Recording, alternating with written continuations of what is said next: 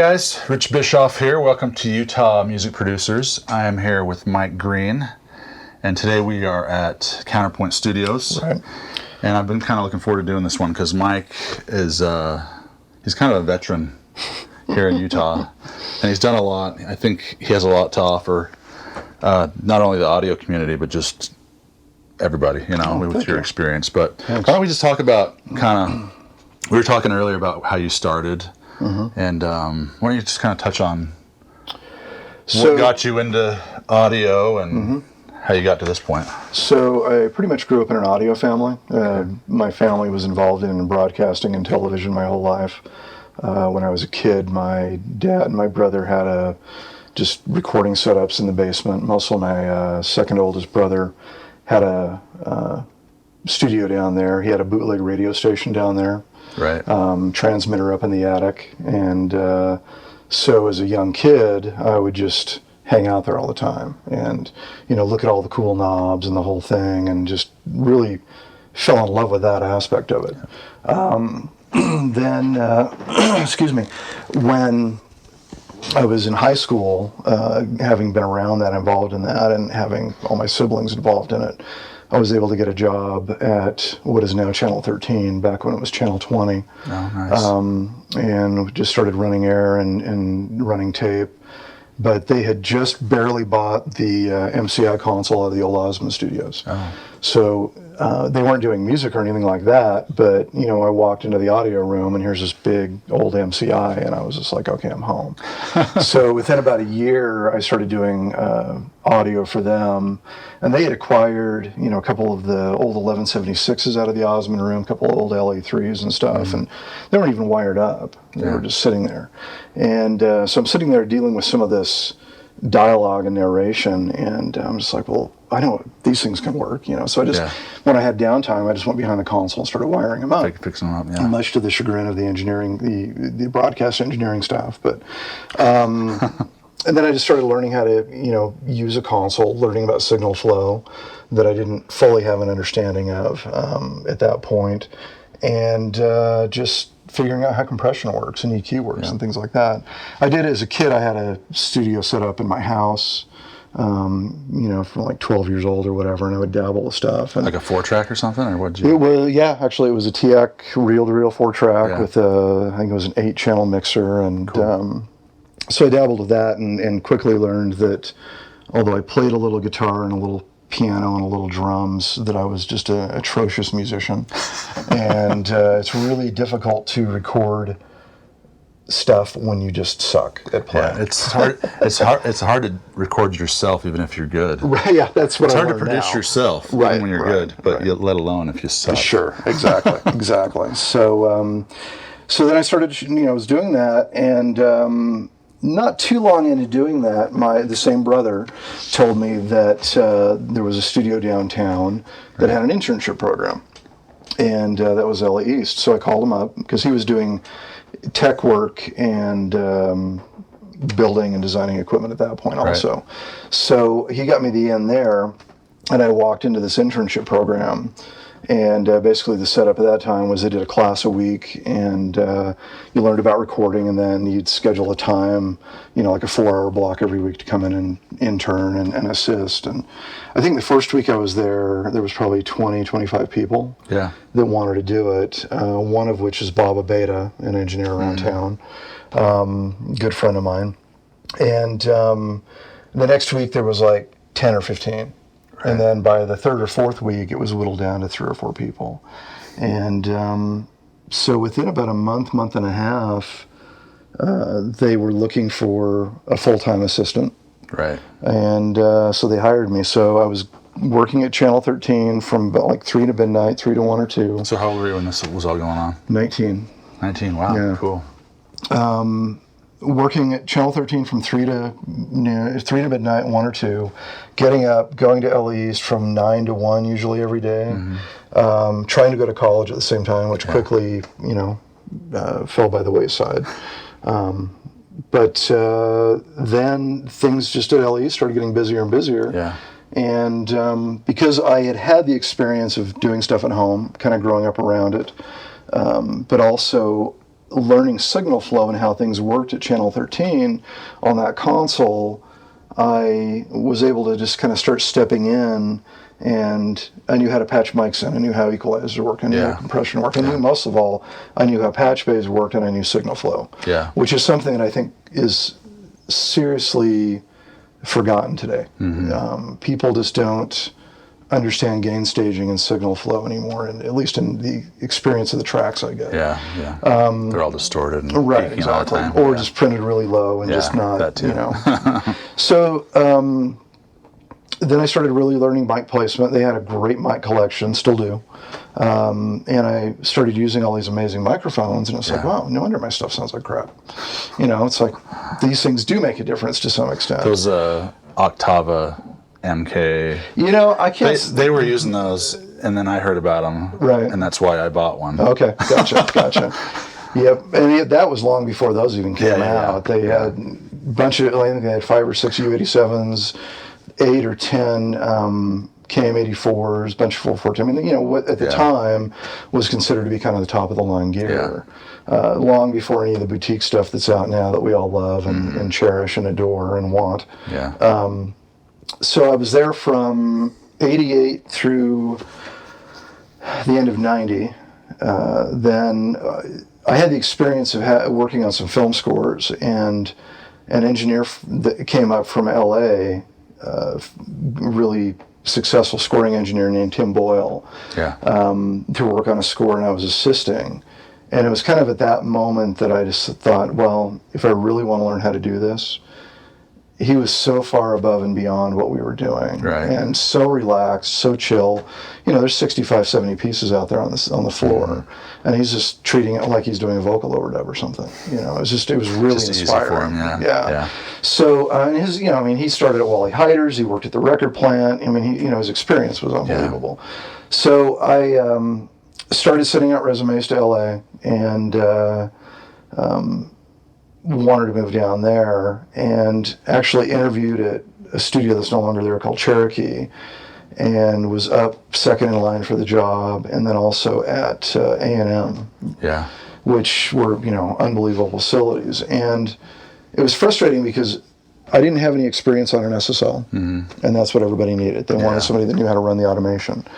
And the guy at A&M told me, he just went in again for a second interview, and he said, I want to hire you, but I have to hire you as a runner, and you've been engineering too long.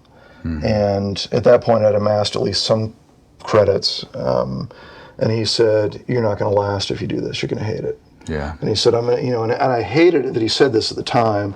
He said, I'm going to do you a favor and I'm not going to hire you. And I was just so devastated. It's where I wanted to be. It's where all this stuff was happening. So I came back to Salt Lake, was, obviously still working here and doing stuff. Had a project that we had to go to LA and do some overdubs on. And I went down there, and a composer friend of mine told me about this new studio in North Hollywood, or fairly new studio in North Hollywood. Told me that they had opened up a third room and they were looking for a guy. So while I was down there, I went and met the two owners. And this is a place called The Bakery.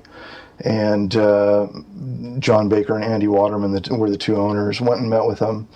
And they hired me as an assistant. Nice. Or, not as an assistant. They hired me as an engineer and said, you'll also be doing some assisting. Yeah, nice. So within 3 weeks, I went from living in Salt Lake, just doing my thing, to packing up all of my stuff, quitting LA East and moving to LA. And it was pretty. So how long were you in LA? 4 years. 4 years. And so what made you decide, okay, I'm going to head back to Salt Lake? At that point, my parents were getting older. Gotcha. I knew that I didn't want to be down there when they started having health issues. My wife at the time was going to law school and was finishing up law school. She's from here. We had to kind of decide, okay, where do we want to land for the next 20, 25 years? So I knew I could make a living in Salt Lake. I knew that I would have a better lifestyle living here. As when you were talking to Scott Wiley, who's a very good friend of mine and just love him to death, I'm sure you mentioned the hours he was working. It was like 17-hour days. And when I was in LA, it was very common 5 to 6 days a week was a short week. Yeah. 12-hour days were average. 17, 18 or more were pretty normal. Yeah. Wow. And I loved it. I mean, I ate that up. I absolutely loved it. I Yeah. cannot tell you how many hours I slept on the couch of the studio because I didn't want to drive home and turn right around. Just live there, basically. Yeah. The lifestyle that you want, I guess the life you wanted to have Yeah. was different. The life that I thought I would have. Yeah, exactly. The joke that I always say is I'm not an alcoholic, but I am a workaholic. Yeah. And, that's part of the reason why I was able to gain. Well, first of all, let me step back. Working at LA East at that time, which was owned by Nonstop Productions, was one place where you ended up working on national level projects all the time. They took outside work, local bands and things like that, but it wasn't the main business. The main business was doing stuff for network television, doing things for film. So it was really a crash course. Yeah, I read. I mean, your bio is amazing. Oh, thank you. Thanks. You've done everything. I mean, plus just all the stuff you've been able to work on that's out there. It's films and very grateful and very fortunate. Very fortunate. Yeah. And I don't take a single minute of it for granted. Because when I was reading through your bio, it's funny because you're like, oh, this was my crappy website, but I was reading your bio, I'm like, your bio makes up for the websites. So I was working on all this national level work, and which is part of what also helped get me in the door in LA because I had that experience. But when I wasn't doing that, I had keys to the building. So every weekend, every Saturday, Sunday, and every night that nothing was going on, I brought in my friends' bands and we were, recording and doing stuff, which was great because that's how I was able to make the mistakes. And learn. And learn. Mm-hmm. I want to put an 1176 on the snare drum. Well, forget the fact that the needle's pinning the whole time and the player's not playing great and the hi-hat's like 20 dB louder than the snare. Those kind of mistakes that hopefully I don't make anymore. So I was able to do that, and then moving to LA was, just an even bigger crash course. Oh, yeah. A client of mine, Sam Carden, made the comment one day, because we were working in the middle of the night and talking about the old days. Mm-hmm. And he said, the early days at LA East and Nonstop were like getting 20 years experience in 5 years. It is true. I mean, the pressure and the stress. All the business was going through there. Yeah, absolutely. There wasn't the home studio. No. It was just like, boom, you guys were getting hit. Absolutely. You guys were like a funnel. Yeah, and that was, going through. There were very few people in town doing anything like that. I mean, there wasn't a lot of studios, and certainly not a lot of high-quality studios. Yeah. So it was really just the greatest environment I could ever dream of being in. Yeah. Then moving to LA, was just, it was mind-blowing. You're working with all these, whether it's film or television or records, you're working with the greatest players in the world. Yeah. And I remember doing a session, was hired to help get sounds into a session, and the drummer John Robinson came in. And he'd been in a number of times before when I was assisting, and I knew that he was, he didn't take crap from anybody. Right. If you weren't ready, he was going to eat you alive. And this is one of the biggest lessons I ever had engineering as far as how to treat the musicians. Mm-hmm. Because, here's this guy that's coming at me with just this major attitude. And I sat there, the control rooms were sideways facing. And he's out there in the room, and I'm trying to get a headphone mix with him and try to get sounds. And he's just looking at me, he's like, just yelling at me, just turn this up. And I just sat there. I knew where the knobs were through instinct, and I just sat there and I looked at him like this, and I was just adjusting it, and I'm adjusting it, and he's just like, all right. And you weren't really doing anything? Oh, I was doing stuff, absolutely. But the key was I was doing everything I could do, to not get flustered or pissed off at this guy, but also just to make him happy. Yeah. And once I made him happy, he was absolutely the sweetest guy for the next 8 hours. Just treated me like, just like I was his son almost or something. Just absolutely just a lovely human being. Yeah. But, it's still no different now. He was used to going into rooms where people were either going really slow or they didn't have gear that worked or whatever. Yeah. And he had no patience for it. Yeah. Well, why should he? At that point in time, he was doing 3 to 4 sessions a day. Yeah. He was in demand. Yeah. Yeah. He had cartridge guys that were just setting up a kit in another studio while he was doing a session in a different one. And just, a great learning experience. And same with any and all the musicians down there. Just really made me realize that, I was working with some of the finest players. It also made me realize that no matter what I do, no matter what microphones I have, no matter what gear I have, if the source is crap, impeccable, or crap, there's nothing you can do. 90% of the sound comes from the 99% of the sound comes from the musician in the room. Yeah. And another example is vocals. A lot of amazing, especially before I moved to LA, a lot of amazing vocalists in this town. You'd listen to these records and you go, that vocal sound, how do you get that vocal sound? This is before the internet and before all this other stuff. You're trying to find anything you can find to try to come up with, the trick that makes that happen. Yeah. And, it's got to be because they're using this mic or, this mic. Well, Glenn that works at LA East also, Glenn Nyber, who's another great friend and great mentor of mine, just a wonderful, brilliant engineer and great guy. He had a collection of really great mics that were his. He had a Telefunken 251, one of the original ones, and along with a bunch of other stuff. So, I'd be like, Glenn, can I borrow your Telefunken? Thinking, I'm going to get this great vocal sound. Yeah. Put it up, same thing. It was like, well, it's a vocal sound, but it's not like listening to this record or this record. Yeah. So I moved to LA and I started working with some of these singers, and I'm like, oh, it's not the gear. It's what comes out of their mouth. It's their voice. Yeah. And once you realize that, it's really depressing when somebody walks in and they don't have that sound, because you can do a little bit to make it better and augment it, but you're never going to achieve what I hear in my head as this benchmark sound. Yeah. Because it's just not coming from the source that way. Yeah. So even on my little home studio level, I've learned that. I learned that a long time ago. Yeah. It's tough. And when you get somebody in there that's like all of a sudden you're like, oh, that microphone sounds really good on your voice. Oh, wait a minute. Your voice sounds really good through that microphone. Right. So, we collect all this gear. We search the internet. We want the next coolest thing. Right. But at the end of the day, it only matters to a small degree. Yeah. It's mostly about the song, the artist, how good they are, the feeling. Absolutely. Yeah. And this stuff just helps. Oh, yeah. You have to have that first. And right.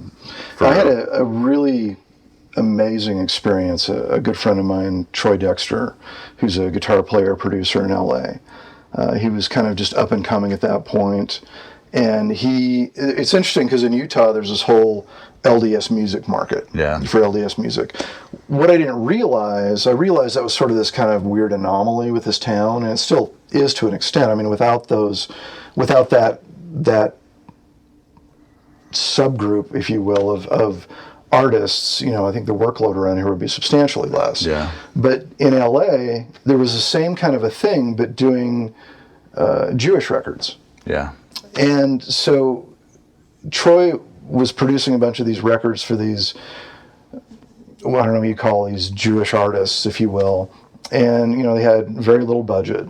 So the drummer and bass player that he used, the drummer had a house it was in Silver Lake or that area down there, and he had this detached garage that he turned into a studio. This guy was a phenomenal drummer. Right. I mean, played on thousands of records and just really amazing player. And he had two 414s for overheads, I think a D112 or something for kick, and everything else was 57s. Nice. He had this crappy Studio Master console that just is to this day one of the worst consoles I've ever heard. And that was those were the mic pre's. Nice. Tracking to a Fostex half-inch 16-track machine. Yeah.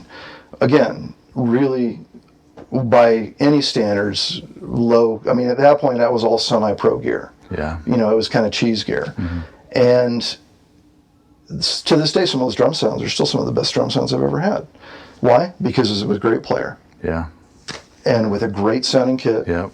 The gear didn't, if I had a rack of APIs, it might have helped a little bit. It would have been even better. Yeah. But at the end of the day, the player adjusted to what the sounds were, and it just. And I think that's coming from someone like you that's been around it for so long. That's so awesome to hear, because I think a lot of us that have the small studio, we're always thinking like, what's the next piece I can get to make and that side of it, as cool as it is, doesn't really matter as much as getting a great sound from the source and having a great player. In my experience with that kind of an experience, that led me to the quest of, okay, what if I record an entire drum kit with nothing but SM57s? And I think I've seen someone on the internet that did that. Yeah. And that sounds pretty good.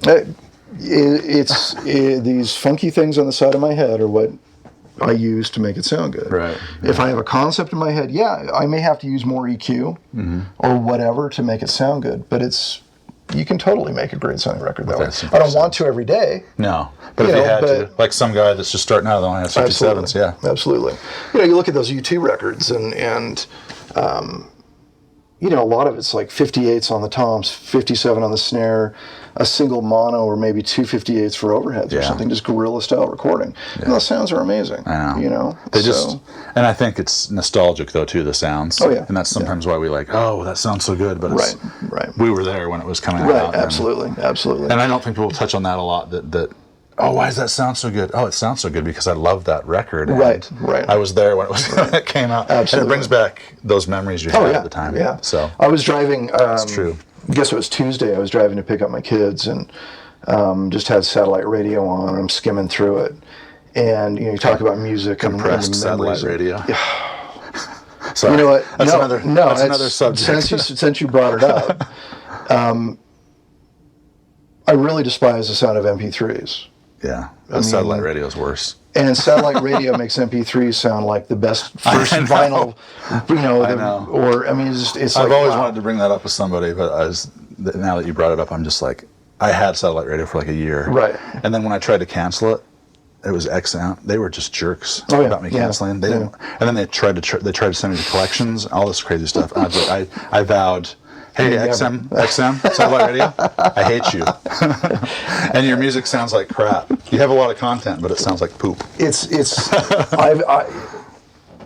We always complain about broadcasting and radio and how they destroy the music. Yeah. Whatever they're doing is so far above and beyond in the destruction phase.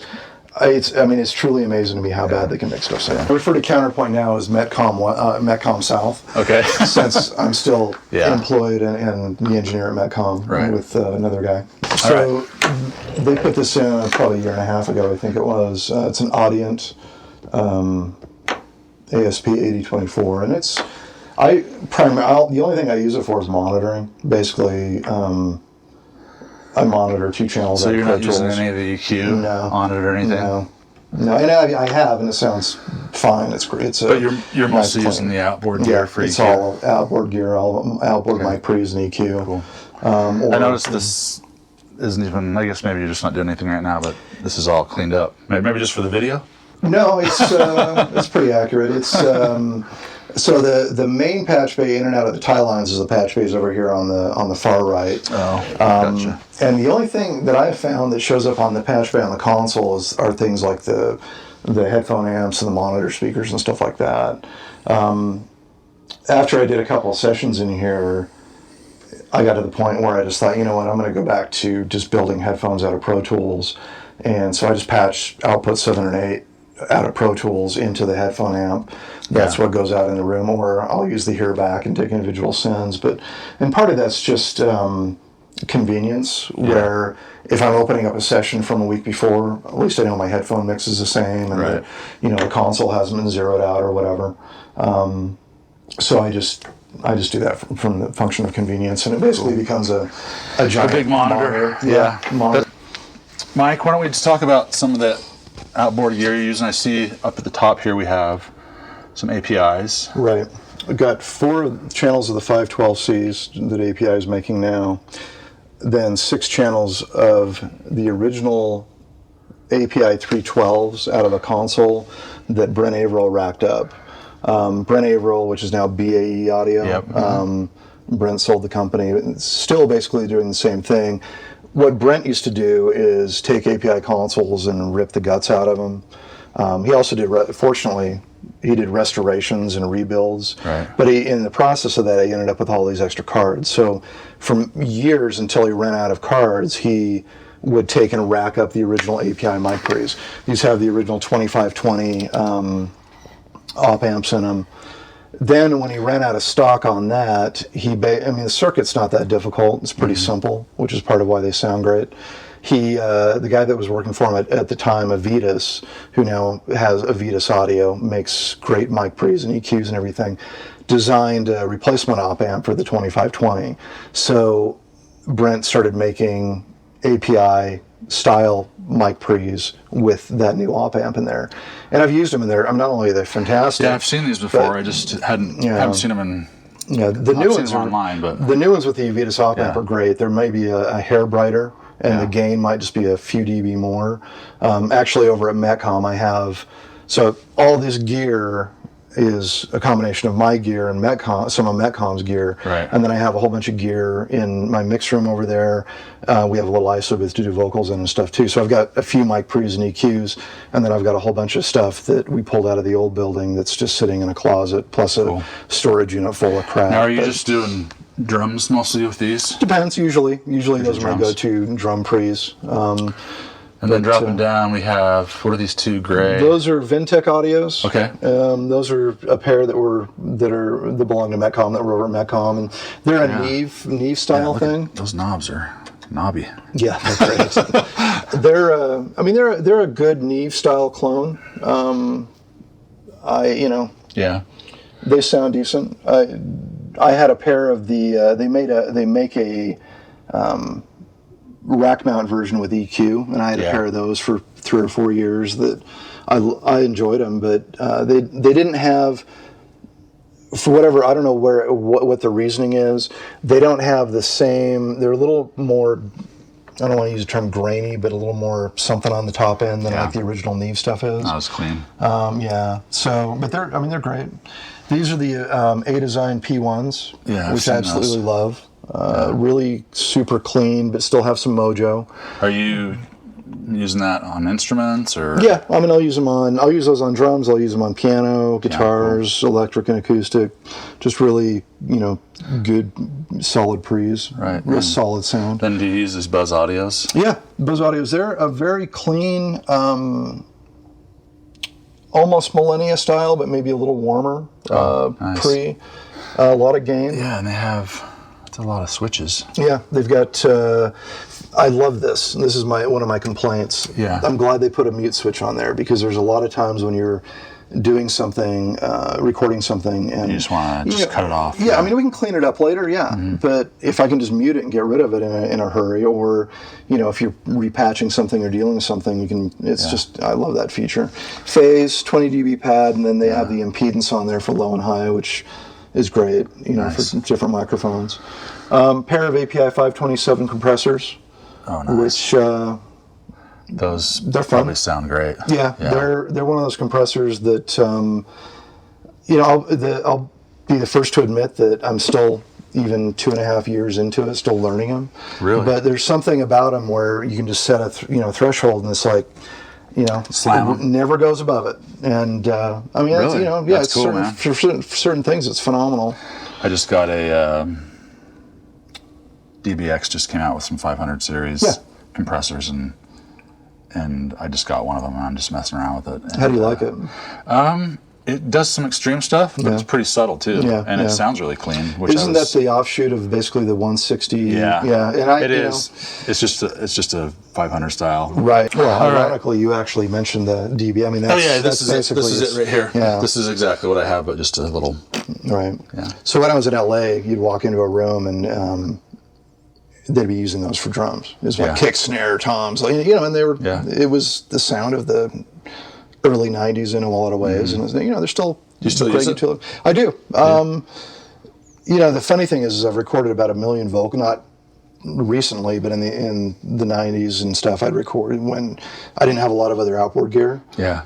Do vocals through those all the time, and they're fine. You put it in over easy mode, and at least it was somewhat transparent and fine. But I'm not going to go to that over an 1176 or some other great piece of gear at this point, since I have it. But so then going down. So these are inward connection EQs. Nice.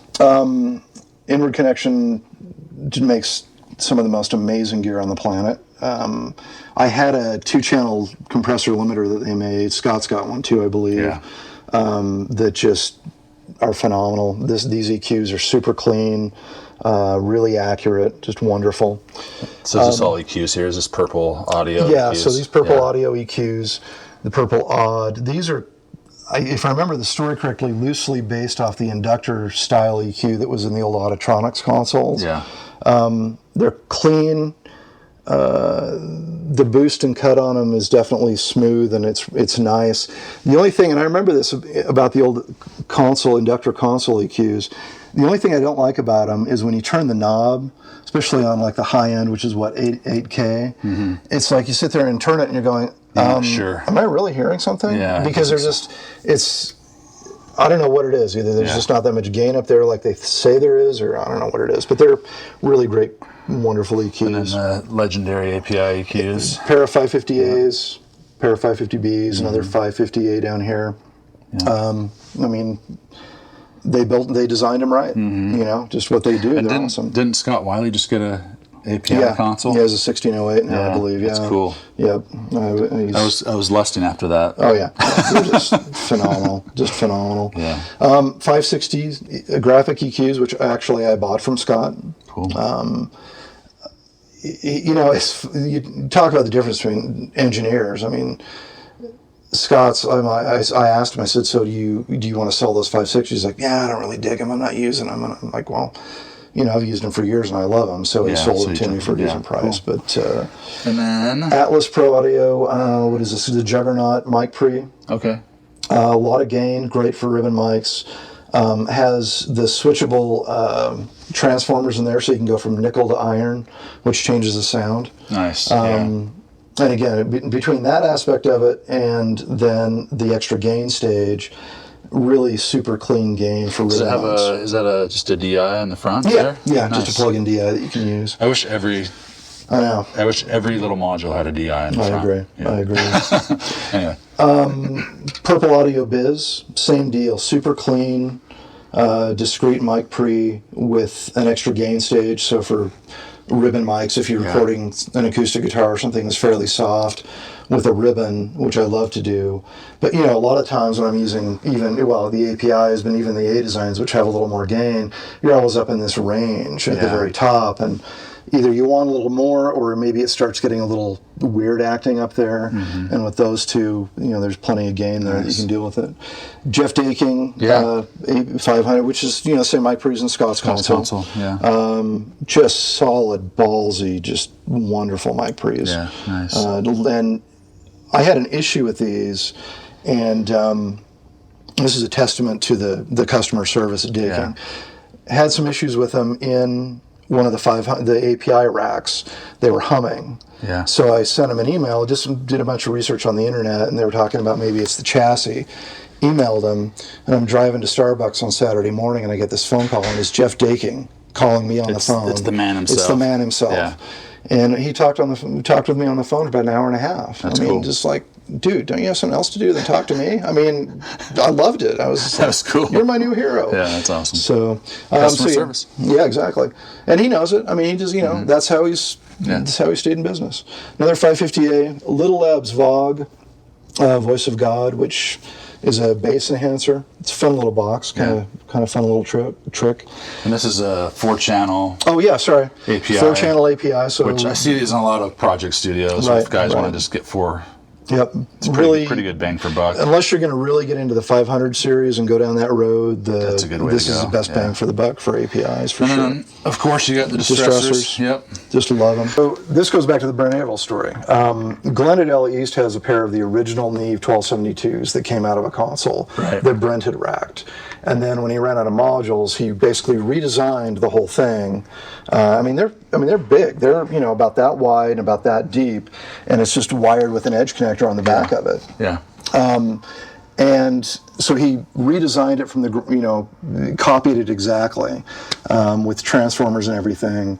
And now, you know, he remakes these. But cool. You know what? Actually, I just realized.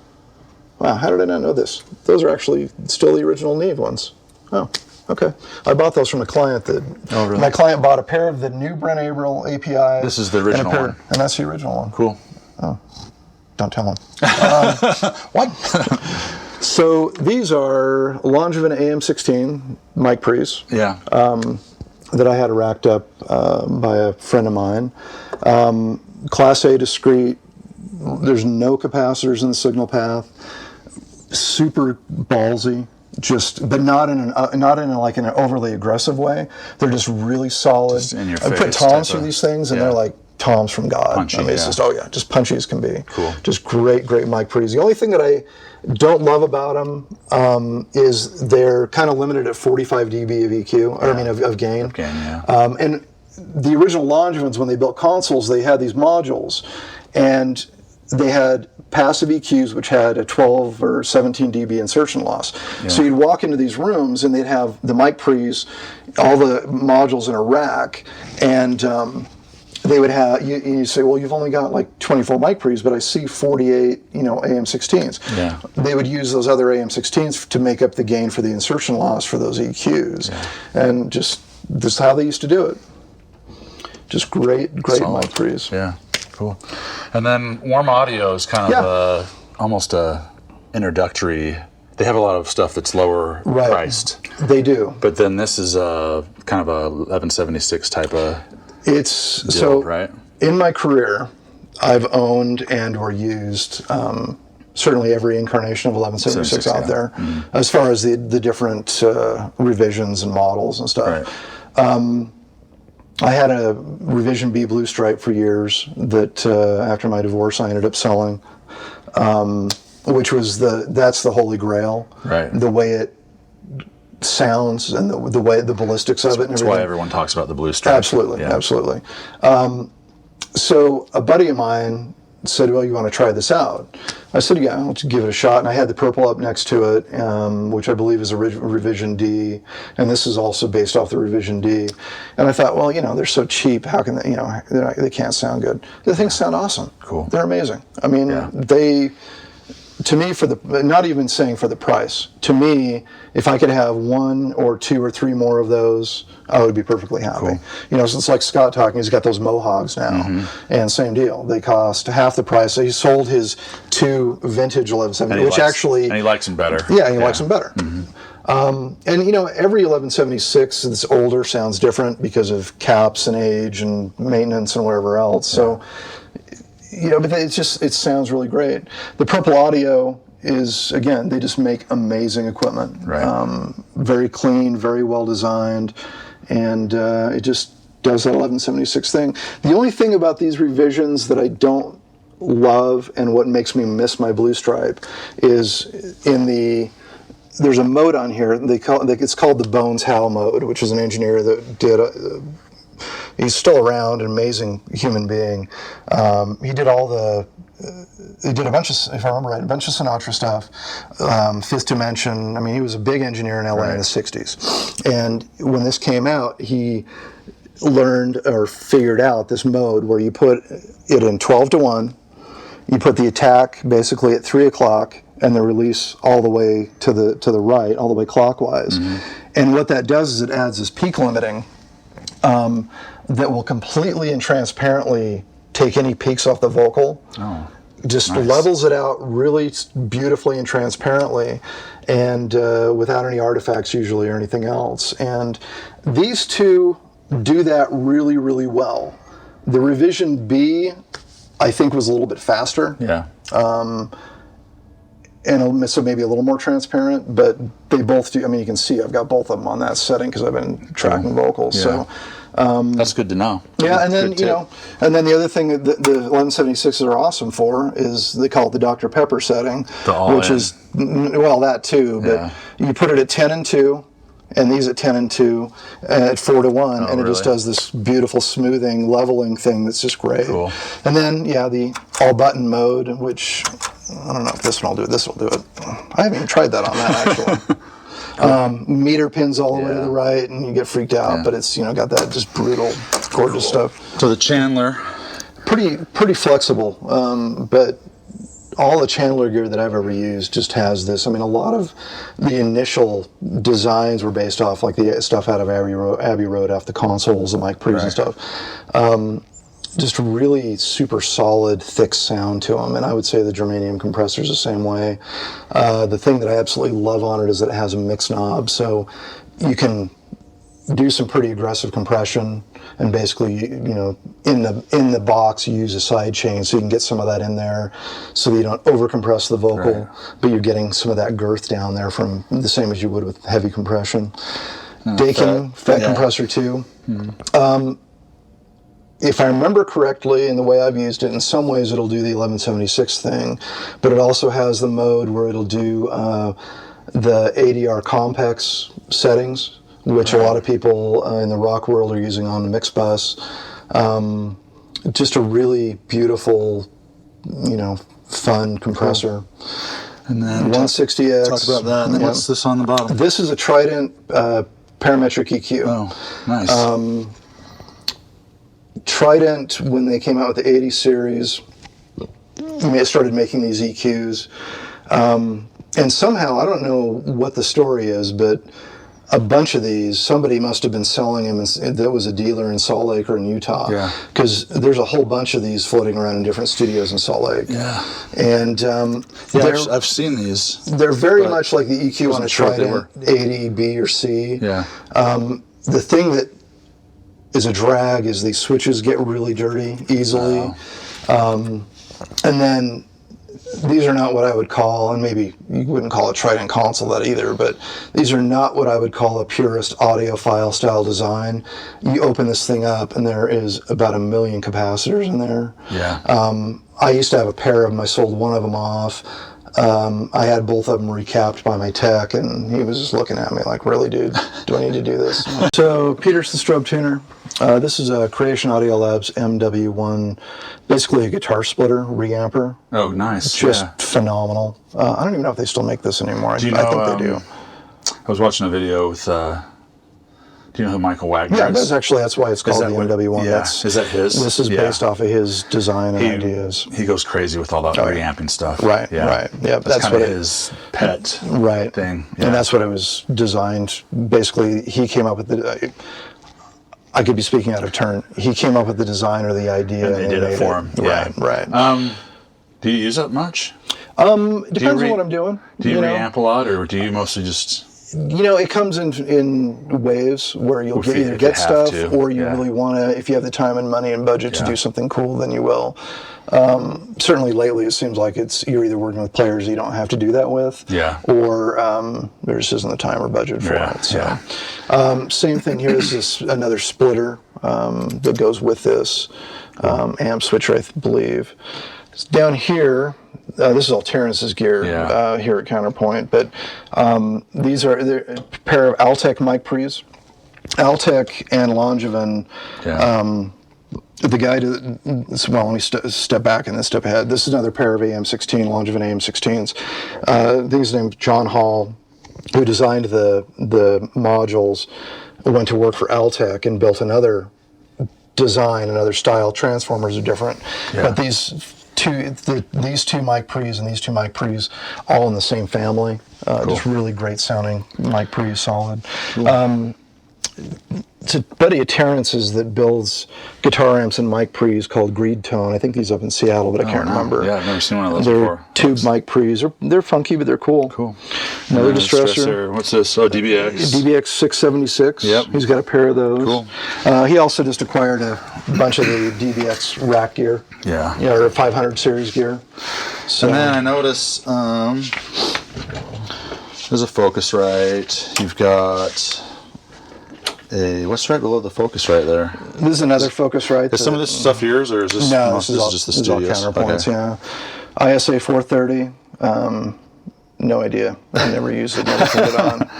Avalon 737. Again, I actually like the EQ in them for certain things, but not crazy about the sound. Another Greene Tone. Yep, another Greene Tone.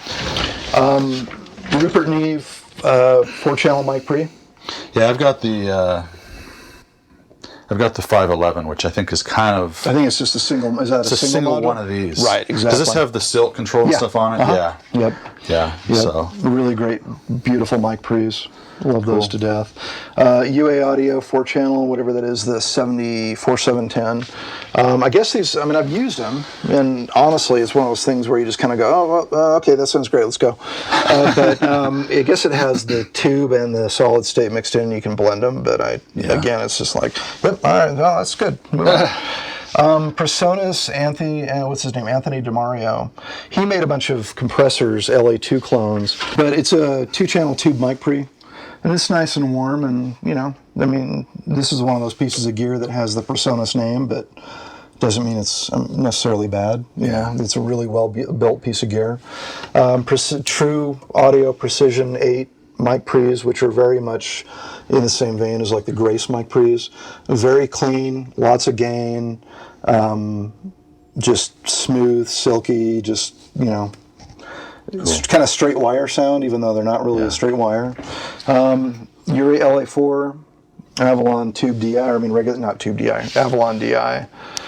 nice. DBX 160 SL, basically their new version of the 165 and the 160. Guys, there's so much gear in here that like it'd be cool to talk about every piece, but yeah, I don't think Mike's even using all this stuff. No, I'm not. No, I'm not. So yeah, in this rack, that's kind of the thing that I end up using, you know, the most on certain things. Manly DI, just great. And then over here, the main thing that I use over here are the Universal Audio LA3A reissues. Yeah. What are you using those on? I'll use them on vocals occasionally, guitars. They're just a really great leveling, you know, I mean, they call them an audio leveler, and that's really what it is. I mean, they have peak limiting in them, which is great, but they're definitely a very smooth, you know, gooey kind of thing. So Cool. They're fun. So I was going to ask you, you have a lot of great front end outboard gear. Now you're going into Pro Tools. Right. Now, do you ever come back out and sum through stuff or that kind of thing? I will. What are the cases where you like find that important, or that you think, oh, I'm going to do this on this, or? It's usually pretty project specific. Okay. I have a summing mixer in my mix room. It's basically based off the Rolls Audio passive summing mixer, 16 channel. And what I've found, especially on really thick, dense, dynamic stuff, I had an experience where I was working on a orchestral album, and the singer was incredibly dynamic, like all over the place. And I was having a really tough time in the box getting her vocal to where it needed to at times sit above the track just enough, or to help build the dynamics. And so I just thought, well, I just picked up the summing mixer. I thought I'm going to see if I have any difference to the summing mixer. And whatever it is in that case, and some cases since, in going out of the box, going into that, I had what appeared to be much greater dynamic range, and I was able to do some much more intensive rides with that than I could in the box. I've done stuff since where it could have been one of those cases where it was just that song, the density of all the stuff going on, the arrangement, whatever. But I go back and forth between summing all the time. A lot of it's just based on convenience, based on recalls. As far as outboard gear goes, in the mix or coming out of the box, a lot of times if I didn't have something when I'm tracking and I feel like I really need it, I will either slap it on an insert, or I'll just send it out and re-record it, on a new take list or a new track. That's good to know. And then I don't have to recall it later. Yeah. A lot of times I will reamp, or I'll send if I have a bass that's just been DI'd or somebody's recorded it in their house, I'll send it out through my Ampeg B15, reamp it, record it on a new track, and then, leave it in there and primarily end up using that most of the time. So, there's been times where, like drum rooms, if they're not recorded well, or you just want a different sound, slap them out through a distressor, or, I have an Allen Smart C1 that I use all the time, put it through that and crush them a little bit. Cool. I use the Allen Smart on my mixes quite a bit, which ends up just being, if I'm going in the box, I'll just put it on an insert in Pro Tools so that it's on the master, just as an insert, and then I just write down the settings per tune, or put it in and take notes or whatever. Now monitors. So I can recall it. Now monitors, I see that you have some big Gen X. Right. What are you? Did you bring some of these? Are these yours? These small ones? They're not. I actually have a pair of, I have a surround set of Dyne Audio D15As that are sitting behind the console. Okay. The last couple of days I've just been doing editing, so it's kind of not worth it to, pull them up. And my client that I'm editing with is a little bit older, and his hearing may not be quite as good as it should, so kind of cranking it through the mains helps a bit. Yeah. But the Gen X have been in here since the place was built in '96, and they're I'm not a Gen X fan, but I do like these. They're fun. They're fun. They're a little bright, but they're great for when you have a band in here or an artist that really wants to hear stuff and feel the energy of it.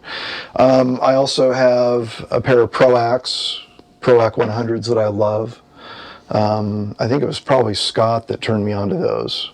It was Scott had talked about them, that I had a client who had a pair, and we were doing a mixing his album, and he said, well, I had NS10s at the time, and he's like, I don't really know what I'm hearing in your room, because I'm used to hearing my Proacs. Can I bring them in? I'm like, yeah, absolutely. So he brought them in, and the next day I kind of had a day to burn. I thought, well, I'm just going to build a mix on the Proacs without listening to anything else and see how it translates or how it works. And it was amazing. I mean, it was like they have this thing in the low and low mids that I realized after doing that mix, if it sounds ugly on the Proacs in that range, it is. They're very unforgiving in that range. Where the Dynes are a little more pretty and forgiving in that region, kind of the 250 to 600 range. So depending on what the setup is, I'll go between them. But I have been building a lot of my mixes on the Proacs, and then again, if I'm doing surround stuff, I've got my surround set of Dynes that I use all the time. I'm doing a lot of film work that way. Nice. So I just finished doing a IMAX movie a couple of months ago, and IMAX has this new format out for their theaters, I guess to compete with the whole Dolby Atmos, and it's basically a 12.0 speaker setup. So I set up over at another studio here in town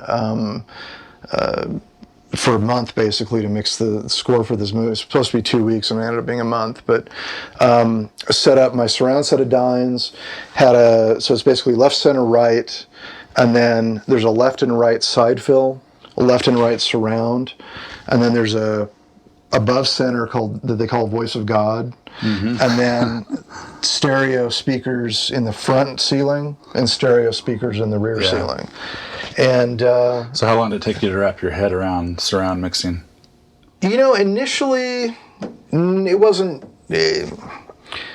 Initially, I made a fair amount of mistakes, but and it's tough because it depends on where it's going to be played at.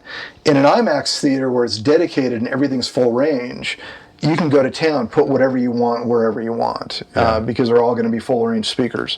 In a more traditional 5.1 setup, I'm putting a lot of ambiances and not a lot of point source material in the rears.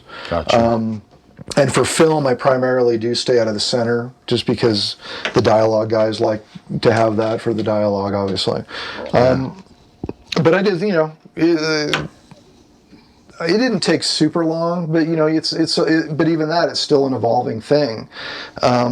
Mixing that IMAX film with that many more speakers, it was kind of like the first day, okay, I've got this great playground, and then you have to start checking yourself and saying, yeah, but should I?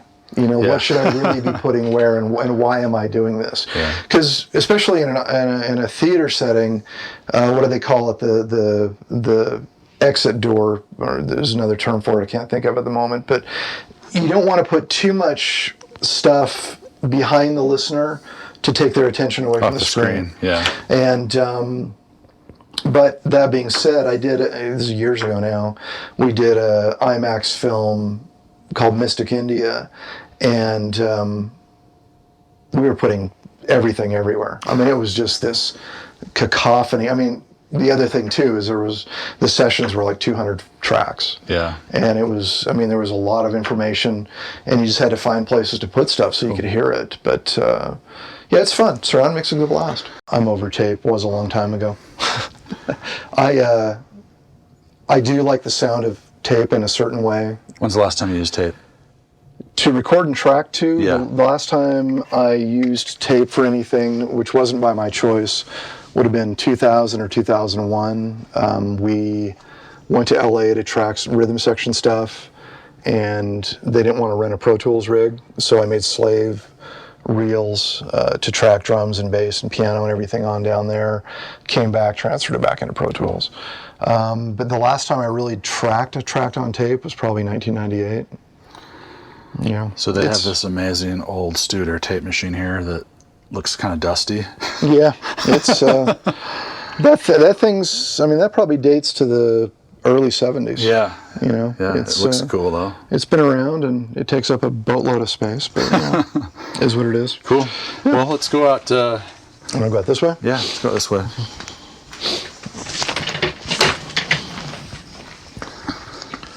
So how far away is Metcom from being done, did you say? We haven't started construction yet. Another tape machine, looks like. Yeah, that is the one thing that I still will do is mix down to 2-track on occasion. You will? Okay. I will. The certain people will probably shoot me for saying this, but the new Steven Slate tape emulation is pretty dang good. I use it. And I've never used tape though. Well, But when I started using that, I was like, oh, this is smoothing out all the transients and making everything sound smoothie. And exactly, but not in a really over the top way. No, just in a subtle way. Right. Yeah. And the issue that I have with tape nowadays is some of the tape formulations are pretty mediocre. Batches between tapes tend to be inconsistent, and so with the new Steven Slate's tape plugin that I bought, I got, I'm not as inclined to fire the thing up as I used to be. No. But I still use Tape Slap. I don't have it here, but I have an Echoplex that I'll use in mixes sometimes. And bunch of pedals, it looks like. Yeah, these are all counterpoints pedals. Yeah. Cool.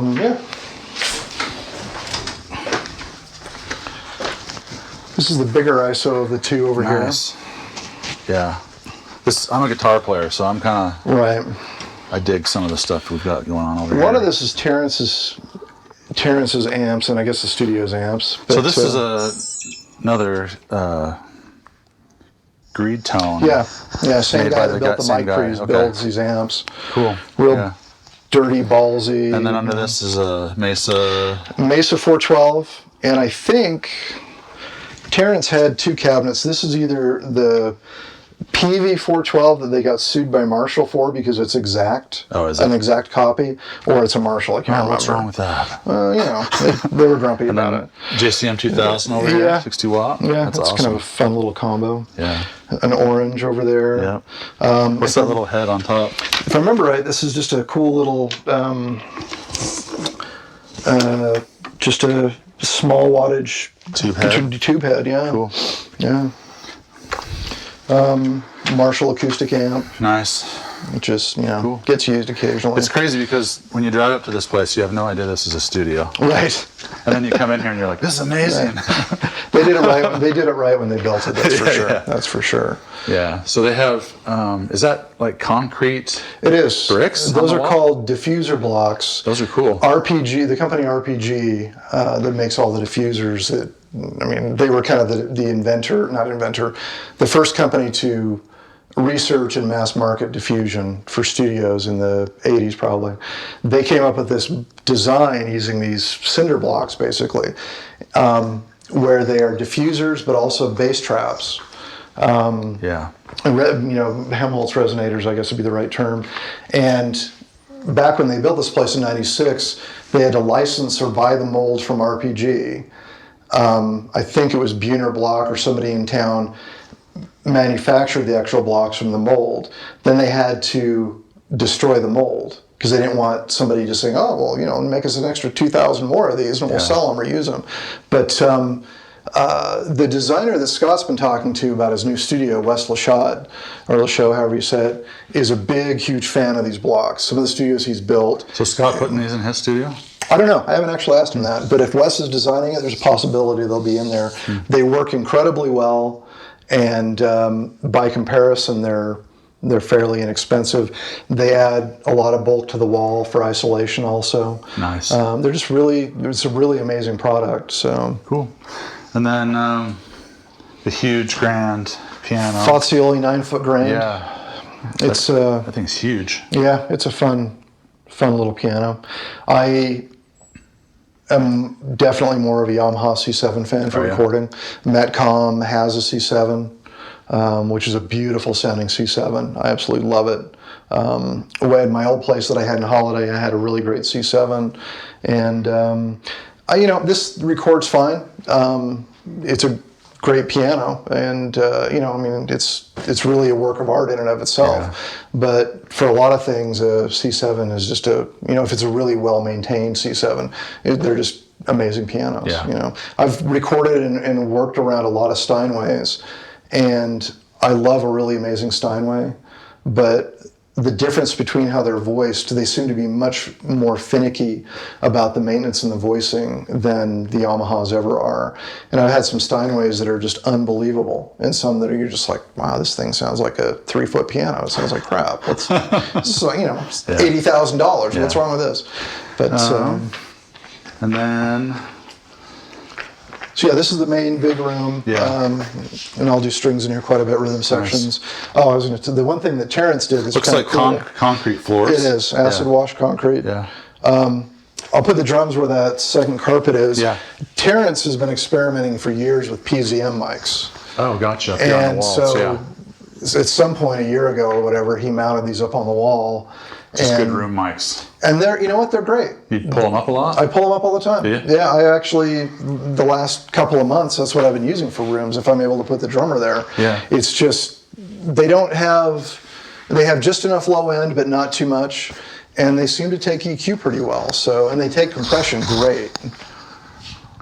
Yeah, and I think there's a lot of talk early on the internet, maybe on Gear Sluts, about Radio Shack used to sell some PCM mics that people were snatching up. Yeah, they're basically Crown.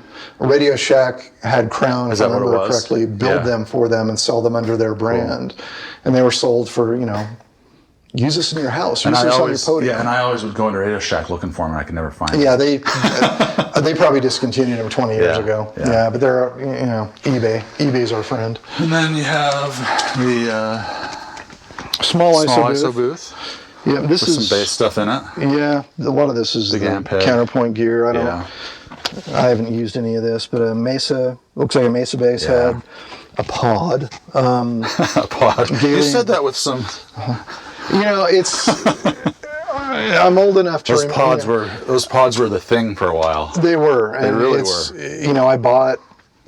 I think I still have in a box somewhere one of the original pods, and at the time they were the cool thing. They were, I remember. And then amp plugins came in, for Pro Tools, and it's like, oh, this is amazing. And then you go, yeah, but you know what? Nothing sounds like a good guitar amp through a real amp. With the microphones on it. Right, and the microphones on it. There's just that air. So yeah, I There's dish something on the about pod. it too. Even someone like me that has a small project studio. Yeah, I use the plugins. I use pedals that have amp modeling in them. Right. But when I do mic up an amp, I'm just like, oh my gosh, there it is. It's just it's physics. It's that air. It's that air moving, and then whatever it is about going from electricity into sound and into air, and then back into electricity through a microphone. It just sounds amazing. 810. Yeah, big Ampeg 810 cabinet. This is my Ampeg V15. Yeah. Nice. Are you a bass player mostly? No. You're just in everything. I I don't even consider myself a player. You don't play right now? No, I'm so atrocious. Everybody asks that, and it's like, well, okay, yeah, I played guitar a little bit, I played drums a little bit, and I played piano, and I will never. My partner Michelle, my girlfriend, says, "I know you can play," and I'm like, "Yeah," and you're never going to see me play, ever. We have a great Yamaha upright in our house, and every once in a while she'll hear me plunking something out. She's like, "I knew you could play." I'm like, "I didn't know you were home." I refuse to play in front of it because I work around people that are amazing every day. It's hard, yeah. What am I going to do? It's terrible. But no, it's just. Come on, Mike. Come on. Nope, not going to do it. Fuck up, little camper. Nope, right. not going to do it. Not going to do it. All right. But it's like what Scott and I always talk about too, of having a studio. You've got to have all this gear, and some of it's just for our own happiness factor. Yeah. But a lot of it is, okay, I need these tools to, I can spend hours trying to make something out of nothing, where if I had this tool, I can do it in 5 minutes. Yep. And that's the way the Ampeg is. Plug it in. I don't have it here, but in the storage unit, I've got 2 drum kits and 12 snares and, why? I'm not a drummer. But I have collected that, one, because I've found good deals on it. Yeah. But 2, somebody walks in with some piece of crap snare. Wants better sound. And it's like, well, why don't you try this? Maybe my, pre-serial early 60s Ludwig snare is going to sound better than this thing. Cool. Then a little Fender Bassman 20, which is just a fun little amp. Just a little bass amp. Completely different than the Ampeg. But, cool. Fun little amp. Nice. So, yeah. What else can you show us? I wanted to show you this. We missed this on the rack tour. Oh yeah, hold on. Let me just. Mike, you were telling me you wanted to talk about this that little piece Ampex here. 600 mic pre. Ampex, and I did some research, ran across some research a couple of months ago when tape first started being made and they first started making tape machines. And people had record players and big audio file stuff at their home. Home recording became this huge industry for about 15 years. And Ampex made these machines, and they had it was either a mono machine or a stereo machine that came in a suitcase. And they had this was a control for the input and output, and it had either a line in or a mic in. And so it has a tube mic pre in the back of it. So this was on a reel-to-reel machine. A reel-to-reel machine. Yeah. Nice. And they came in this really cool little suitcase. Then they had this companion suitcase that had a speaker in it and a PA amplifier. Yeah. And so, when all those wore out and or just got stuck in a closet, people started throwing them away. But the mic pre's in them sound really So is this great. yours? Yeah. Did you get this on eBay? Yeah. Did you? Yeah. Cool. Yep, years ago. And How much did you end up spending on it? $150 or something Really? at the time. Yeah, it was nothing. And now they're probably, how much do they sell for now? I haven't looked lately because I've wanted to get another one. I think they're $500, $600, $700. But then I also spent probably another couple of $100 having my tech Ned Clayton do some mods to it. Back of this thing. These things had so much gain in them. They had like 80 or 85 dB of gain, and he actually ended up padding down the gain a little bit just to make them a little quieter and a little more easy to use in the studio. I love these old just tube pre's. It's fun. Yeah, it is. It's really fun. Just be careful. There's only like 300 and something volts back there. Yeah. Okay. Yeah. Let me get back. But right. Cool. So yeah, just some fun. And it's like we were talking off camera. There's just every engineer has little pieces of gear that nobody else probably cares about, but that either we use all the time or just somehow makes us happy, even if nobody else notices it or cares. We like it sitting there in our rack. Oh yeah, absolutely. And years ago, before Pro Tools, when I had my initial first kind of fridge racks when I was still at LA East, I had these racks in the back of the room, and it started off as gear that was either rack filler or gear that was maybe not that great, but you had to have a pair. I think I had 6 channels of DBX 266 compressors. Not great compressors by any means, but they were great for I need to smooth this synth pad, or I need to level out this guitar, and I don't have any other great compressors. Yeah. And then over time you replace that stuff with better gear and better gear. But I definitely got to the point where if it wasn't being used, then I didn't want it in the rack. There's no reason to have it. It's just a boat anchor at that point. Yeah. So, I have a really tough time selling stuff because every time I have, I've always needed it 6 months or a year later. You don't use it for 2 years. And then, it's like in my garage, I have a pair of Yamaha SPX 90s. Yeah. Hadn't turned them on in 5 years. Right. And then one day it was like, ooh, I need this certain pitch change seek / delay thing. Fired him up. Used him for 2 months on a project. Probably haven't fired him up since. Yeah. But and now is there something in Pro Tools that can do the same thing? Yeah, absolutely. Yeah. But sometimes you need something that has that, what I hate to call now, but that vintage digital sound. Which means low bandwidth. There's more vibe sometimes to the old Yeah, the stuff that you actually have to run a cable through. My Echoplex, which is the most cantankerous, grumpy, bitchy piece of equipment I own. Right. I mean, phase of the moon, the weather. You go in one day and it's just like, I'm not going to work today, or I'm going to throw a tape loop and ruin your tape. No reason. You can use it for a month straight, and then one day it just goes, don't feel like it, and it breaks.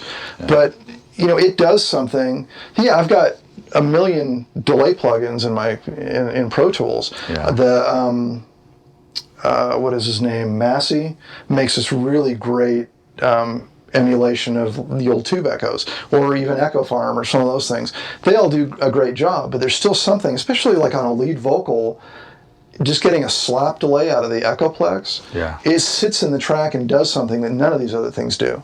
It's just, it's amazing. And I can't tell you why. I'm sure there's people that can, but all I know is that it just makes me smile when I use it. Yeah. And, there's a lot of gear that's that way. So, hey, guys, thanks for tuning in to Utah Music Producers. I want to thank Mike Greene. Absolutely. Thank you. He's just like one of the nicest guys I've ever met. Thank you. You're very kind. And knows a ton.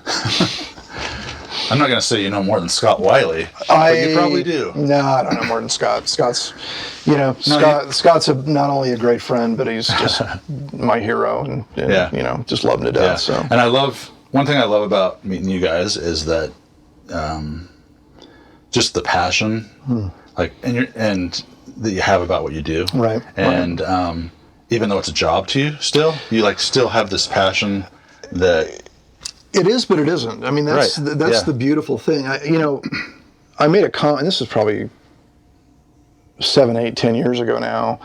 I started adding up. I can answer this. It was my 20th year of doing this, right? And I started estimating how many sessions I had done between Salt Lake and living in LA and working, 16, 18-hour days constantly, 340 something days a year or more. And I realized that I could have gone to med school and done residency twice and still spent less hours than I've spent in the studio. Yeah. And I mentioned earlier about, moving back to Salt Lake and back to Utah, thinking that it would change my lifestyle. And the reality is that when you do something you love, it doesn't ever feel like work. I've had, we were talking about the IMAX film, we have deadlines, and I didn't beat my record, but I was up for 41 hours straight. Yeah. Working 41 hours straight mixing. And still completely okay. Oh, no, absolutely not. Well, I was okay. Physically, I wasn't. But I'm saying that if you would have been doing another job that you hated, well, absolutely, you probably would have quit. I would have jumped off a bridge. Yeah, absolutely. Exactly. That's what you're saying. It's just, and even those kind of situations, you just have to laugh about it because it's so absurd that somebody's going to work. My record is 49 hours of no sleep, working straight. I've never done that. It is absolutely physically the Hats weirdest off to thing. you. I know, it's nuts. It's like I don't need to do drugs because all I have to do is be sleep deprived And turn you get knobs. yeah, and it's like, well, I mean, not even that. It's just like the hallucinations after 38 hours are amazing. But I joke, but I'm also serious. Yeah. But yeah, I mean, it's any other job. It feels like work, but when you're doing this, how many jobs can you spend 12, 18 hours at? And yeah, there might be some fatigue or you might be tired, but as long as the people you're working with are awesome and the music's great, Yep. It doesn't feel like that. It doesn't feel like 18 hours. Exactly. And so on my level where I have a regular job, 40 hours a week, I teach 2 or 3 nights a week guitar. Okay. Gotcha. And then on the weekends, I'm either recording or gigging. That part to me, when I'm home doing recording and gigging and teaching, it's not work to me. Right. That's your vacation time almost. Yeah, but it's still work because I'm making a living doing it. Right. But I can see from your guys' perspective how I would love to be able to do this. Sure. And I'm sure you guys realize how blessed you are to be able to do what you love. Incredibly, And I think on your website you even said, I can't believe that this small guy from Utah has been able to do all this stuff. Absolutely. The amount of project, not the amount, the different style and quality and level of projects that I've been very fortunate to be involved in is just amazing to me. I don't take it for granted, but I also, I was telling a story. We went up to Starvation Lake a couple of weekends ago, and I was telling these friends of ours a story about the time that I met Robert Plant. Yeah. Cool. And Michelle, my girlfriend, said, I've known you 4 years. Why have you never told me this story? Because it's just my life, but it's not something that I sit there and go, ooh, this, Yeah, it's like an everyday thing. And it's not that I'm flippant about it. I'm not saying I take it for granted. It's just, I do appreciate how lucky I am about it. And yet I'm not going to be one of those people that goes, oh, look what I did. This is so cool. It's just. You're humble. Well, thanks. I try to be. Well, Mike, dude, thanks for doing this. Thank you. I appreciate the opportunity. Thanks. To see all your gear, and thank you. You have tons of knowledge and easy interview. Oh, thank you. Can sit and talk. I'll talk forever. Appreciate that. Yeah, absolutely. Thanks, man. It was nice to meet you. Nice to meet you. And a year from now, when the new Metcom space is open, let's do it again. Let me know. Let's do it. Absolutely. Yeah, that'd be great. And it's fun to network with all you guys because if I ever have to send work somewhere, I appreciate that. I know all these guys, and I'm just like, oh yeah, let's just have Mike do the drums for me or whatever. I'd love to anytime. Cool. That'd be great. Awesome. Well, hey guys, thanks for tuning in to Utah Music Producers. Please, I'll put a link to Mike Greene's bio at the bottom and some of the studios he's worked at. And thanks for watching. Yeah, thanks. And take care.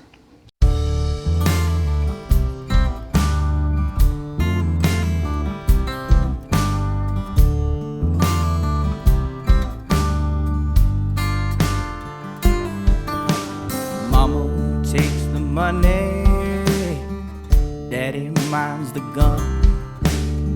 My sister gets the back door, my brother gets the front. And I do all the talking, yes, I handle the crowd. And ladies and gentlemen, this is a hold up, everybody get down. Empty your pockets and look at the ground. Put your money in the bag when my mama comes round. Ladies and gentlemen, this is a hold up, everybody get down.